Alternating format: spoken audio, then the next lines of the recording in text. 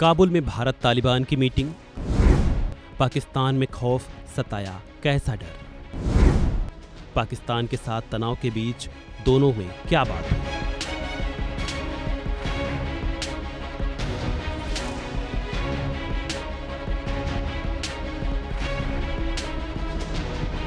बाईस अप्रैल 2025 की तारीख अब इतिहास के पन्नों में पाकिस्तान की काली करतूत के रूप में अब दर्ज हो चुकी है।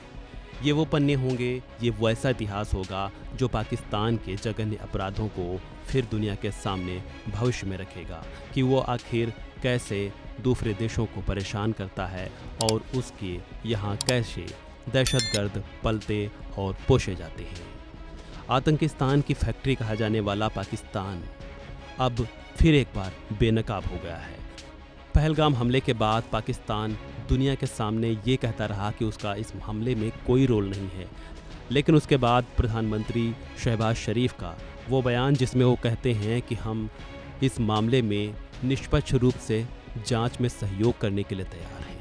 ऐसे बयान और ऐसे उसके जघन्यकृत फिर एक बार उसको बेनकाब कर रहे हैं। तो दूसरी ओर भारत सरकार भी पाकिस्तान की इस काली करतूत को दुनिया को बता रही है। वो दुनिया को दिखा रही है कि पड़ोसी मुल्क कैसे दुनिया में दहशतगर्दी का एक ठिकाना बन चुका है। वो न केवल भारत बल्कि दुनिया के लिए एक बहुत बड़ी चिंता है। हमले को लेकर अमेरिका, कनाडा, रूस, ब्रिटेन समेत कई अन्य देश भारत के साथ खुले रूप से समर्थन में खड़े हैं। तो इसके साथ ही पाकिस्तान का ही पड़ोसी मुल्क, पाकिस्तान के साथ सीमा साझा करने वाला अफगानिस्तान तालिबान ने भी अब भारत के साथ एक अहम मीटिंग की है। इस्लामाबाद में शहबाज शरीफ के सीने पर तालिबान ने अब मूंग दलने का काम कर दिया है। दरअसल पाकिस्तान के साथ तनाव के बीच एक बड़ी खबर सामने आई है। अफगानिस्तान के विदेश मंत्री मौलवी आमिर खान मुत्ताकी ने बीते रविवार को काबुल में भारत के विशेष दूत और विदेश मंत्रालय के अफगानिस्तान, ईरान और पाकिस्तान विभाग के प्रमुख आनंद प्रकाश से मुलाकात की है। इस मुलाकात में तालिबान ने भारत के साथ कूटनीतिक और आर्थिक संबंधों को मजबूत करने की इच्छा जताई है, जो पाकिस्तान के लिए एक बहुत ही बड़ा कूटनीतिक झटका माना जा रहा है।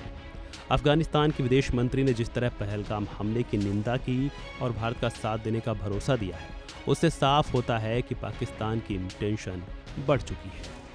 इस बैठक को लेकर तालिबान के विदेश मंत्रालय की ओर से एक बयान भी जारी किया गया है, जिसमें भारत के साथ रिश्तों को आगे रखने पर जोर दिया गया है। मुत्ताकी ने भारतीय विनिवेशकों से अफगानिस्तान में प्रोजेक्ट में निवेश करने का न्योता दिया है। साथ ही व्यापार पर ट्रांजिट के मुद्दे पर भी दोनों देशों ने बात की है। वहीं इस मीटिंग को लेकर काफ़ी कहा जा रहा है कि एक खास मीटिंग है, क्योंकि भारत पाकिस्तान तनाव और अफगानिस्तान पाकिस्तान सीमा पर बढ़ते संघर्ष को लेकर इस वक्त जो बात हुई है वो पाकिस्तान के लिए मुसीबत बन सकती है। यह मुलाकात ऐसे समय में हुई है जब पाकिस्तान और तालिबान के बीच भी सीमा को लेकर तनाव है।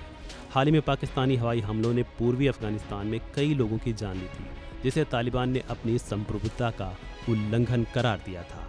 तहरीक तालिबान पाकिस्तान यानी टीटीपी को लेकर दोनों देशों के बीच आरोप प्रत्यारोप जारी हैं।